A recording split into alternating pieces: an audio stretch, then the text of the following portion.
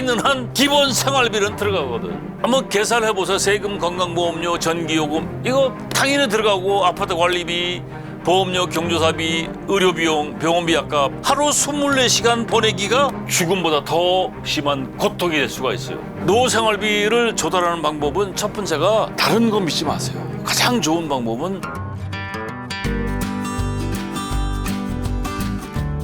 노후 리스크 5대 리스크라고 하는데 저는 이제 발목 잡기라고 얘기를 합니다. 발목 잡기 첫 번째가 뭐냐면 창업 실패. 창업하면 뭐 몇 프로 망한다 그러죠 보통?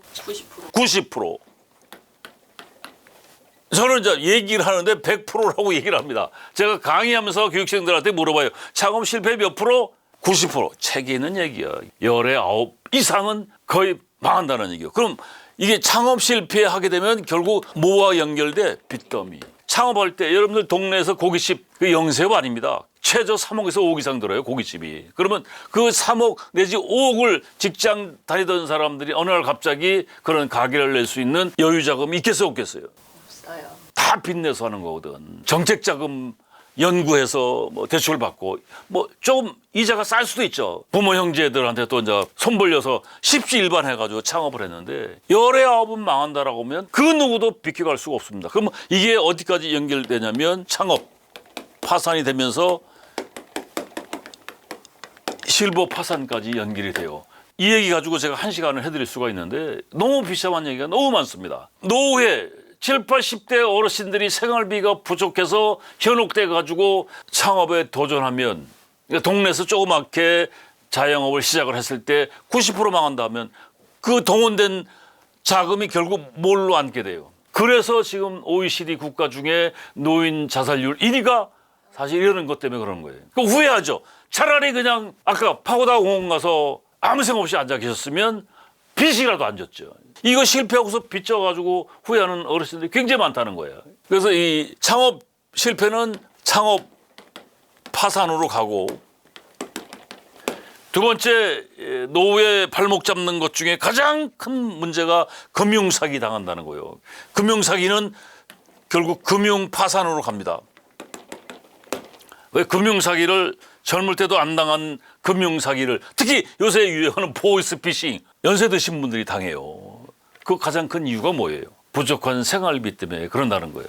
인생은 절대 공짜가 없습니다. 금융권 제가 그 금융권에서 종사하는 사람들한테 그 전화도 받은 적이 있는데 은행, 증권회사, 투자신탁회사, 뭐 유사금융 등등등 보험회사 등 굉장히 많은 금융권에 있는 회사들이 여러분들을 만났을 때 조언을 많이 해주죠. 근데 의사결정은 누가 해야 돼요? 본인이 내야 돼요. 그 책임은 또 누가 져야 돼? 내가 져야 된다는 거예요. 중요한 것은 공짜가 있다 없다. 없다는 것. 여러분들 이게 우리 여기 지금 제 말씀 듣고 있는 분들 학교 다닐 때 이거 배운 건데 자 투자라는 것은 수익성을 기대를 하면서 투자를 하죠. 수익성의 조건은 뭐냐면 위험성과 안전성이라는 두 가지가 있어요. 그러니까 투자의 3요소인데 안정성을 기반으로 해서 투자를 하면 수익성은 낮아요. 근데 위험성에 투자를 하면 지금 수익성이 상대적으로 클 수가 있죠. 그런데 60 넘은 사람들이 위험성에 투자를 해야 돼요? 안정성에 투자를 해야 돼요? 당연히 안정성에 투자를 해야 되죠. 예를 들어서 30대, 40대는 위험성에 투자를 해도 돼요. 왜? 실패를 해도 만회할 수 있는 시간이 있잖아요. 그런데 70대, 80대 사람들이 이 위험성에 투자를 해서 금융 파산까지 연결이 되면 결국 똑같이 실버 파산으로 연결이 된다는 거예요. 그래 되면 이게 만회가 돼야 안 돼. 그래서 자살로 갈 수밖에 없는 거예요. 그게 해결 방안이 아닌데. 그다음에 중대 질병. 나이 먹으면 어떻게 돼? 당연히 아프죠. 그러면 의료비가 증가해서 의료 파산까지 옵니다. 요양원에 간병인 붙이면 요양병원에 붙었을 때 한 달에 비용이 얼마 정도 들 것 같습니까? PD님. 한 300 이렇게 본 것 같은데. 300, 500. 나도 이걸 작년에 알았는데 체육관에 운동하는 그 벗이 천암댁이 55세 치매가 와서 지금 한 8년을 요양병원에 있는데 처음엔 돈이 그렇게 많이 안 들었는데 벌써 몇 년 전부터 형님 내가 이번에 500 긁어줬어요. 그래서 이거 연간 비용이냐 하니까 아니에요. 한 달치예요. 치매가 오래되다 보니까 이 간병인이 붙었는데 욕창이 난다는 거예요. 이걸 자꾸 이제 들춰주고 해야 되는데 그 간병비 그런데 중요한 게 그 사람이 500, 600을 낼 수 있는 경제적인 여력이 있는 사람이 아니에요. 그러니까 다 빚이야. 그 빚이 누구한테 가겠어요? 자식들한테 간다는 거예요. 그 자식들이 40대인데 둘 다 결혼을 못했어. 안 한 게 아니라 못한 거죠. 그래서 이 의료 파산은 나중에 어찌 보면 창업 실패 금융사기 이거 안 하는 사람들은 이제 파산이 안 나가지만 이거는 그 누구도 비껴갈 수가 없는 거잖아요. 중대질병. 그래서 중대질병을 벗어날 수 있다라고 한다면 노후의 생활비 때문에 걱정 안 해도 되겠죠. 그래서 저는 이 부족한 생활비를 만들어내시려면 중대질병이 오기 전에 투자해야 될 것이 있습니다. 그건 제가 조금 이따 말씀드리기로 하고 네 번째 황혼이혼. 노인 나이 먹은 양반들이 황혼이혼이 젊은 사람들보다 많다는 거예요. 어떤 통계에 의하면 지금 30%가 이혼을 한다라고 하더라고요. 그러면 이게 황혼 이혼을 하게 되면 그래서 한 달에 생활비 150 조달하기도 어려운 부부가 이혼을 하게 되면 반으로 절단 나잖아요. 그러니까 왜냐하면 그 주거 비용 별도로 들어가야 되지 먹는 것도 별도로 들어가야 되니까 결국 황혼 파산이 된다는 거예요. 그다음에 자녀 리스크 마초 시대라고 하는데 지금 듣고 있는 여러분들은 부모를 봉양을 하는데 자녀들한테 그런 대접을 받기가 어려운 세상이죠. 그래서 제가 아까 그 말씀 드렸는데 그 누구도 여러분의 노후를 책임져 주지 않는다. 여러분 자녀도 마찬가지예요. 왜냐하면 자녀도 하루하루 버티기가 쉽다 어렵다. 어렵습니다. 지금 우리도 지금 7, 80대 어르신들, 60대 어르신들 힘들게 살아오셨는데 그래도 어찌 뭐 집도 장만하고 자녀들 결혼도 시키고 집도 장만하고 했는데 지금 젊은이들이 받는 그 페이가 집을 장만하기가 쉽지도 않죠. 결혼도 하기가 쉽지가 않은 세상이 돼버렸습니다. 그래서 저는 이제 퇴직과 은퇴 사회라는 책을 한번 냈는데 여러분 퇴직이 은퇴가 아니거든요. 퇴직하고 난 다음에 은퇴라는 건 제가 볼 때 저 세상 갈 때가 은퇴예요. 그러니까 퇴직과 은퇴는 상당한 사이 차이가 있는 거예요. 제가 동네에서 한 체육관을 20년 이상을 다녔어요. 그러니까 그 동네에서 이제 알고 지내는 분들이 많은데 이 양반이 직장에서 공기업에서 정년을 하셨어요. 그러니까 또 본부장까지 했으니까 먹고 사는 데 지장이 없더라고요. 말 그대로 이 양반은 60에 은퇴를 하신 거예요. 그래가지고 이제 큰 아파트는 아니지만 뭐 30평대 아파트에 살면서 큰아들 장가 버리고 이제 둘째 아들하고 이제 이렇게 살고 있는데 이 양반이 체육관에 이제 오셔가지고 이제 제가 다니던 체육관이 목욕탕이 있었어요. 그러니까 동네 그 나이 드신 분들이 그 체육관에 와서 이제 운동도 하고 목욕도 하고 건강이 최고잖아요. 그때 이제 알고 지냈는데 이 양반이 이제 60대 68인가 9살쯤 됐는데 이 양반이 그때 이혼을 하셨어요. 왜 이혼을 했냐? 그러니까 순탄하게 살다가 큰아들이 동네에다가 휴대폰 가게를 냈어요. 아주 크게 냈습니다. 그러니까 휴대폰 가게를 낼 때 아버지가 뭐랬냐면 보증을 서줬거든. 근데 이게 잘 갔으면 괜찮은데 망했어. 그러니까 큰아들이 사업하다가 망했으니까 그 보증을 섰으니까 그 비용을 감당을 해야 되는 거예요. 그러니까 현찰이 한꺼번에 다 날아가 버린 거예요. 노후에 쓸 수 있는 준비했던 여유 자금이 다 날아가 버리고 딸랑 집 한 집밖에 없었어요. 그 돌아서 또 작은 아들이 장가 간다니까 어떻게 조금 보태줘야 되니까 집을 줄였어요. 그러니까 25평으로 줄이고 나머지 가지고 이제 작은 아들을 보태준 거예요. 그 당장 조그만 아파트에서 부부가 살고 있는데 생활비가 대폭 부족하니까 이제 이 양반이 뭘 했냐면 아까 창업을 하신 거예요. 집 담보대출 받아가지고 그게 잘 나가면 괜찮은데 이게 2년 만에 거덜이 났어요. 집까지 날아갔어요. 집까지 날아가니까 부부 사이가 어떻게 돼요? 만나면 싸움이죠. 생활비고 먹고 사는 게 힘드니까 감정이 격해지다 보니까 부부싸움하고 이제 심하게 점점 강도가 높아지면서 결국 이혼을 했는데 자기가 자기 동생한테 얹혀 있다는 거예요. 내 인생이 이렇게 바뀔 줄 나도 몰랐다. 미래가 어디 있어요 지금 미래가. 국민연금도 이렇게 많지 않더라고요. 와이프하고 이제 5대5로 나눴다는데 그거 가지고 생활이 되겠어요. 그래서 그 70 중반 넘어 77인가 되셨는데 공공근로 나가봐야 30만 원밖에 벅차거든. 앞이 안 보이는 거죠. 이런 상태에서 생활비 어떻게 볼 거예요? 내 사정이 어찌 됐든 간에 숨만 쉴 때도 돈이 들어가는 게 세상살이 아닙니까? 가만히 있어도 돈이 들어가잖아요. 은행에서 대출 받으면 가만히 있어도 공휴일날도 이자가 나가듯이 살아있는 한 기본 생활비는 들어가거든. 한번 계산해 보세요. 세금, 건강보험료, 전기요금 이거 당연히 들어가고 아파트 관리비, 보험료, 경조사비, 의료비용, 병원비 약값 이거 줄여 쓰는 방법이 뭐라고 이거 제가 좀 이따 말씀드린다고 했는데 병원비 약값, 여가비용 이 여가라는 게 남는 시간이야 남는 시간. 여기 일이 없으니까 당연히 남는 시간이죠. 하루 24시간 보내기가 죽음보다 더 심한 고통이 될 수가 있어요. 그러니까 그 남는 시간에 좌우지간 움직인다고 하면 돈이 들어가는 거죠. 그래서 그 돈이 없으니까 파고다운 공원이라든가 공원 같은 데 가서 넉넉히 앉아 계신 거예요. 지하철 타고 왔다 갔다 하시고. 자, 이거 어떻게 할 거예요? 이게 지금 369만 원이라고 하는데 그것도 지금 올라서 한 380만 원 이상일 것 같아요. 지금은 이제. 이 물가가 좀 올랐어요. 그 최저 비용이 생활비가 212만 원, 그러면 한 220만 원이라고 가정했을 때 220만 원 어떻게 조달을 해? 그래서 많은 어르신들이 자살을 하는 거예요. 그래서 뭐 유튜브에 보면 그 가장 많이 줘야 되는 것들이 뭐냐면 노후 생활비예요. 노후 생활비. 어떻게 조달할 것인가. 그래서 저는 한마디로 딱 얘기를 합니다. 말도 안 되는 소리다. 왜? 지금 제가 말씀드렸던 얘기. 노인들 대접해준다 안 해준다. 안 해준다는 거예요. 지금 보세요. 아까 제가 지금 70이면 몇 살이요? 49살이야. 옛날에 70이 아니에요. 그러니까 옛날에 어르신들보다 더 젊고 더 건강하고 그죠? 더 많이 배우고 더 똑똑하고 열정도 있고 그런데 단지 나이 먹었다는 것 때문에 인건비를 후려친다고요. 제 후배가 건축사고 건설회사 대표를 했던 친구가 있는데 65이 된 거예요. 그래가지고 이제 건축사니까 이제 공사 현장에 감리단 단장을 해서 들어갔는데 어느 날 딱 65세가 되니까 부르더래요 회사에서. 만 65세가 딱 되니까 받던 페이의 50%를 자르겠다는 거예요. 열받아 안 받아. 세상이 그렇게 무섭습니다.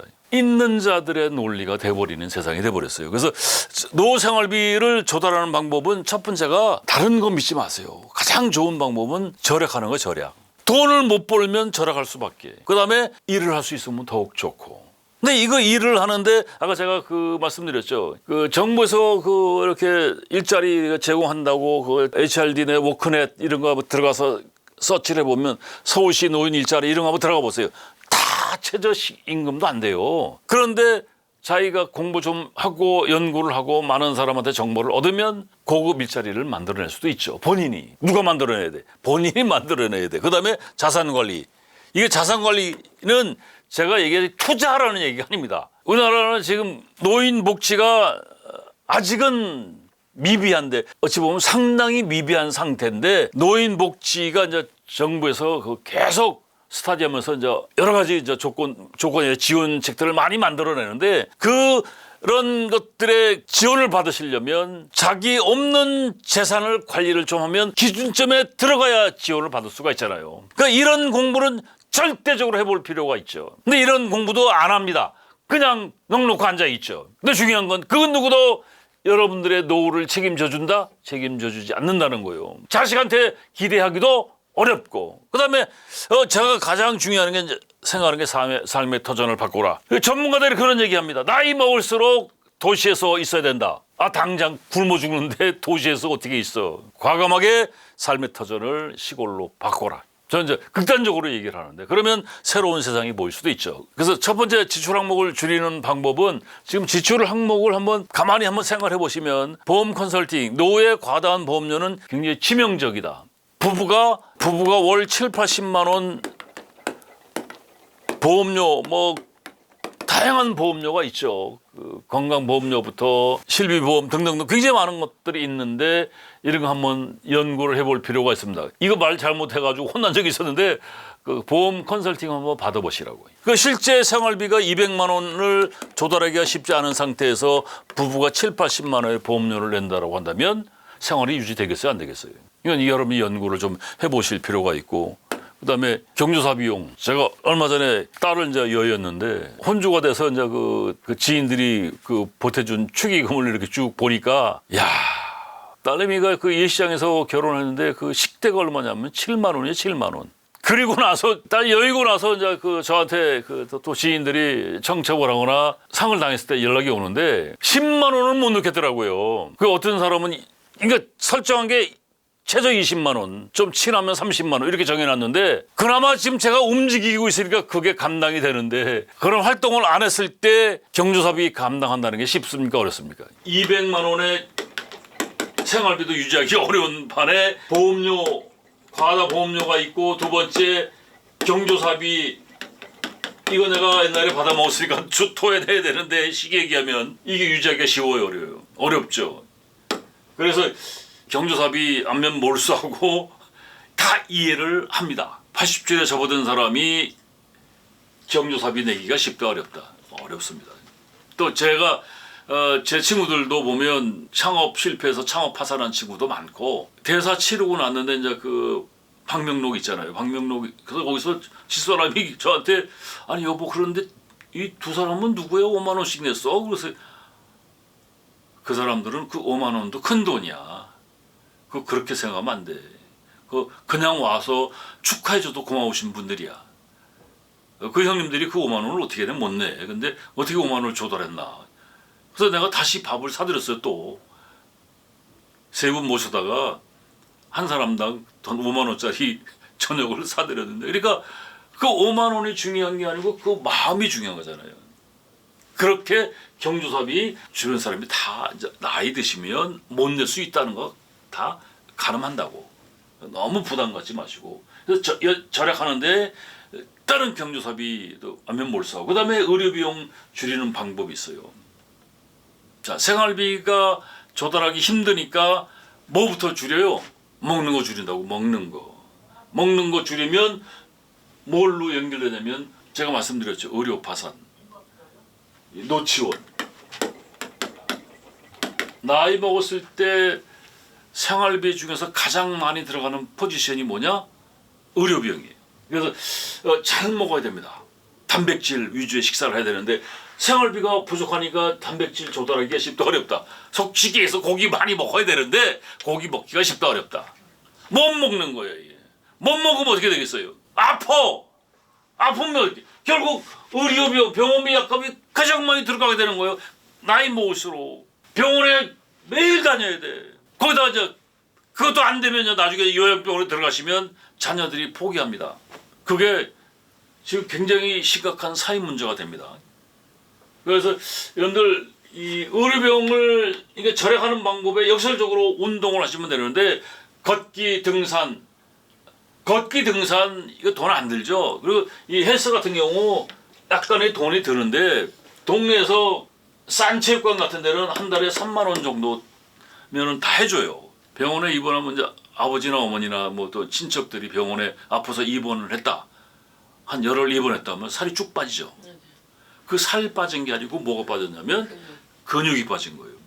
그러니까 근육 1kg, 한 3kg가 살이 빠졌다면 근육이 3kg 빠진 거예요. 그러니까 전문가들의 얘기가 1kg 빠진 걸 복구하는데 1,600만 원의 의료비 내지는 기타 등등이 들어간다는 거예요. 그러니까 3kg 빠지면 근 5천만 원을 돈이라는 거죠. 나이 먹은 양반들이 5천만 원 어디서 벌어? 말 그대로 의료 파산에 또 갈 수밖에 없는 거예요. 그래서 힘들더라도 근육 운동하시고 걷기하고 등산은 큰 돈 안 들이고 동네에서 하도 되잖아요. 동네 뒷산 가도 되고. 근데 나이 드신 양반들이 점점점 힘이 없으니까 안 하죠. 안 하면 안 할수록 결과적으로 뭐가 많이 들어요? 의료비용. 등산 가는 게 쉬워요? 어려워요?